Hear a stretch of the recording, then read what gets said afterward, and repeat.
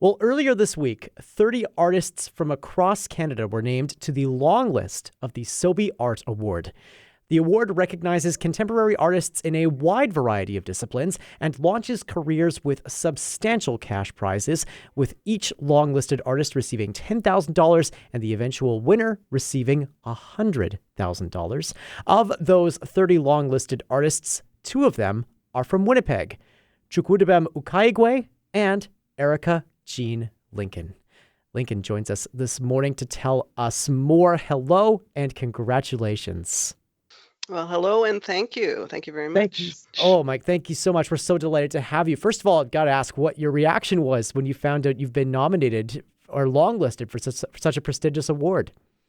Well, I was very happy. I was very excited. They tell you a week ahead of time, so you have to kind of stay quiet for the week until the official announcement. So that was kind of difficult. I bet that to was hard. not blab to everybody, but yeah, I'm very happy. Wonderful. What does this recognition mean to you at this point in your artistic career?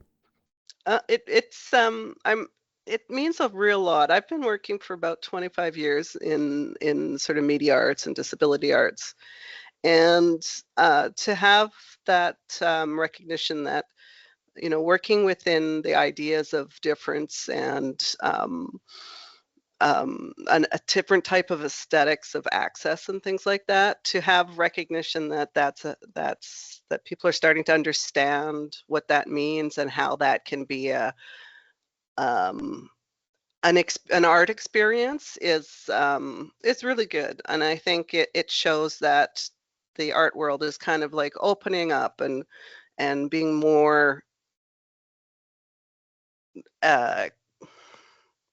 open to more things, more ideas, and difference, I guess. Yes. Yeah. So you talked a bit about the nature of your work, which centers on merging disability arts with new media arts as well. And I love that phrase that you just used, aesthetics of access. Maybe you can speak a little bit more for those who haven't encountered your work before to what that phrase aesthetics of access means and how it translates into your creations. Sure. It's not my term. It's a term used within the arts communities and theater and lots of other sort of general arts world. And it's about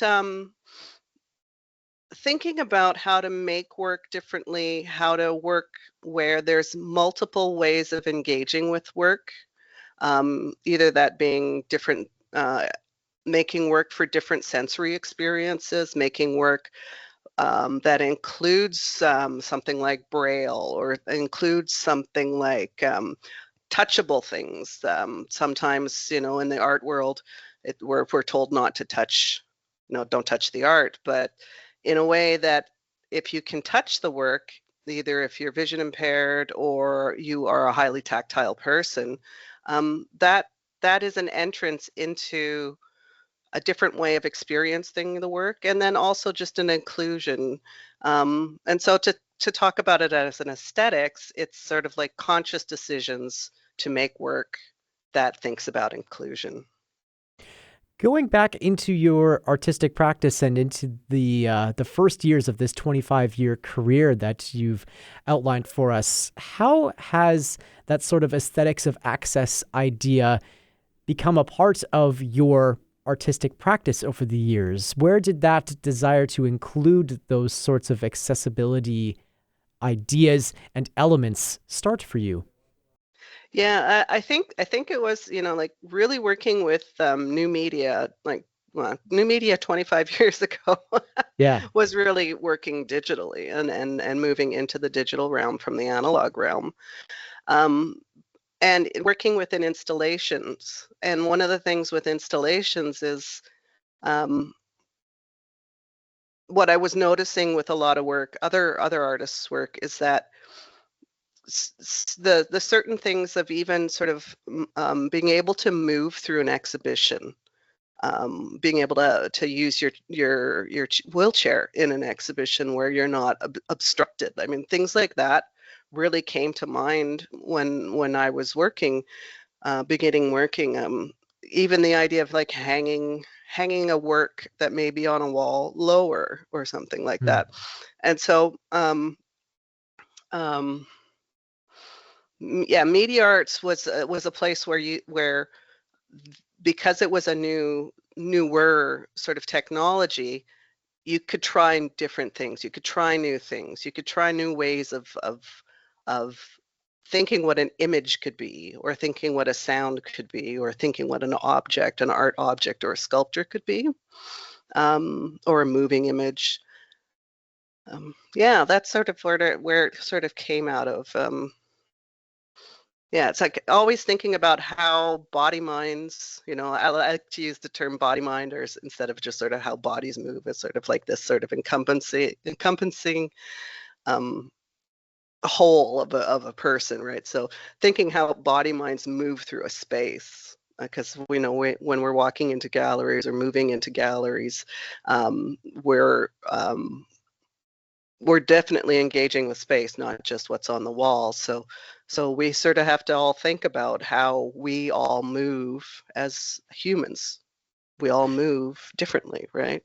Yeah, well, it's really interesting to hear the word body minds because as you say it, the first thing I think is, yeah, obviously we're walking through an exhibit or we're experiencing a piece of art with our eyes or with one of our senses, but there's more than just our bodies that's experiencing the art in this sort of other plane of existence, right? Where Yes. it's touching our souls. We're becoming more metaphysical as we experience these things. So really fascinating to hear how you think about all of these things. How has technology maybe changed your work in your over 2-decade career to the point where you can kind of blend that sort of physical and metaphysical and be able to create access for everybody who wants to engage in that space?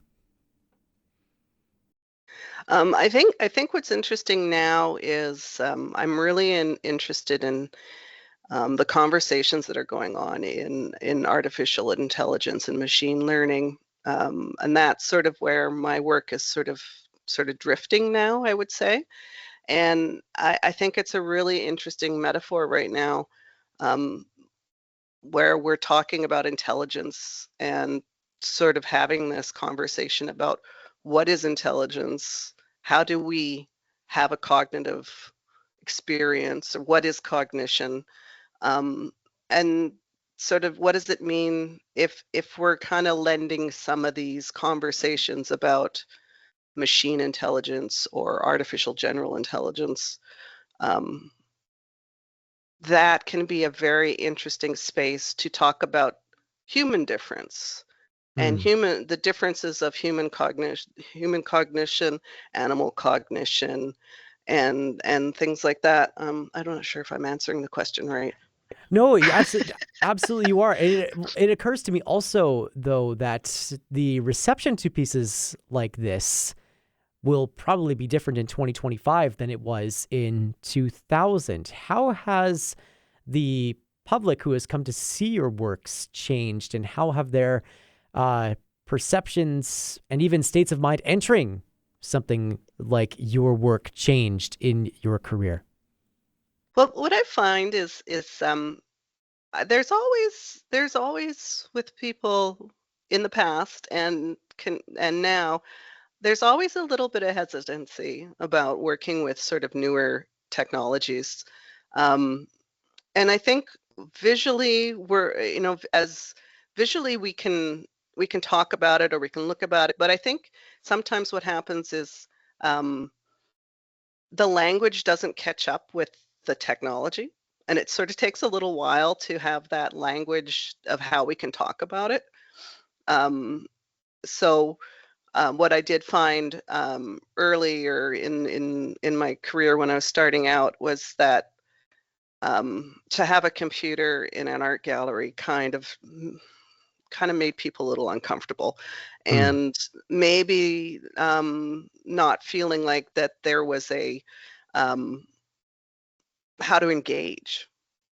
Right. How do I engage with a computer, laptop screen, or a or and I think at this point now, I mean, so many people are more have had so much more time with computers and personal computers and phones and things like that, and with them that it's a little bit more familiar. But then coming with our artificial intelligence and talking about machine learning now, it comes back to the same thing where the language hasn't caught up of how we want to talk about it. And then also people are a little intimidated, but also kind of worried about a lot of things that, and they're valid things to be worried about with artificial intelligence and machine learning. But my opinion and my take on it is that the more voices that are in the conversation, either in the visual arts or in the business world or in the computer science world or in the humanities world, the more people talking about these things, I think is a good thing. And as opposed to saying, nope, artificial intelligence bad, I'm not gonna engage. We have to engage. Sure, and it maybe provides another avenue for that engagement with art to some degree. It provides another realm of access, maybe, is what I'm hearing you say. Exactly. And that's something, someone who would say, I love this science, I love this coding, like computer programming, I love this, I love the backgrounds of it's like and they'd go, I would never walk into an art gallery because I'm not really interested in painting, but now I know that there's work that deals with robotics, or there's work that deals with artificial intelligence, and that's fascinating from a science background or from a so yeah, it is another method of access, and then what that is to have a conversation. And so I really like that, because my for me, the art making is a conversation with other people. It just happens to be that I draw or make things for a conversation as opposed to write a letter or write an essay. I mean, that's not my skill set. And so, and even sometimes talking is hard, but it's sort of like when you have something and you make something and you go, I made this, and share the ideas around what I made, Right. With AI and other sort of technologies that are making access ever easier in the contemporary art space, what does recognition for your work from something like the Sobey Art Award tell you about the role that technology and AI has in Canadian creative spaces going forward?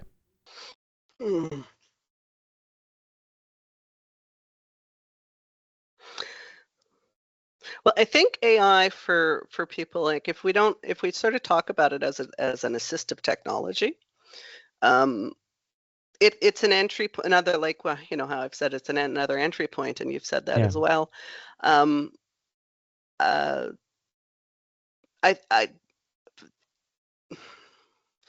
a lot of these sort of technologies earlier on were used, like, for myself, I would always use voice recorders. That's not AI, but that would help me have conversations and remember things and stuff like that. And so AI does help a lot of people with grammar, spelling, and things like that. So again, it's people that have been, like, with cognitive disabilities have always used these kind of technologies.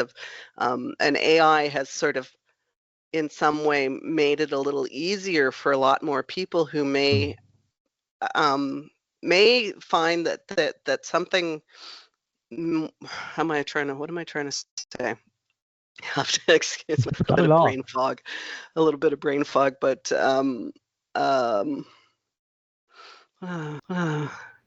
it's hard to even, I'm listening to you talk, like, it's hard to even, like, fully wrap my mind around what the potentials are in this sphere going forward. And I'm wondering, with this kind of award, does it feel to you like maybe there's a recognition that like, wow, there's this like whole other frontier that, yeah, is scary. And yeah, there are like critics who say that this might sap us of our own sort of organic creative energies. But there's also something just like, we just don't know what that is. Yeah. And then for that reason, it's not good. I don't think it's the best thing to do is to shut ourselves off from it. I think, I mean, things are scary. Yeah. Things are always scary. But I think one of the things that that the next step in the Sobey Art Award is when they pick the 6 representatives. The short list. Yeah, thank you. There's an exhibition that happens at the National Gallery. And I think being able to have the potential to be one of those persons picked, to be able to show work that focuses accessibility within the gallery, that like really makes work that, or really shows work that is made to be about accessibility, and about not only accessibility but also about certain cognitive disabilities. I think would be a really exciting thing to showcase, and for audiences to see that type of work can hold its own with everybody else in a gallery situation. And then also asking the gallery to say, listen, this is important. This work needs care. This work needs one to think differently about how to place it in a gallery. And I think that would be a really exciting and opportunity for other people to start thinking about these things. I know that doesn't really answer the question about technology specifically, but it does. Yeah. Yeah. Well, it seems to, you know what, it answers this question about technology as specifically as maybe sort of we can right now, not knowing necessarily what's on that frontier, but having artists like you to kind of confront those realities and say, this is what we could do. This is what's possible. So let's maybe give this a try. And if it doesn't work, then we'll find other ways to invite other people into our creations. The shortlist, as you say, will be released at the beginning of June. For now, Erika Jean Lincoln, congratulations on the long list recognition from the Sobey Art Award, and thank you so much for joining us. Thank you very much.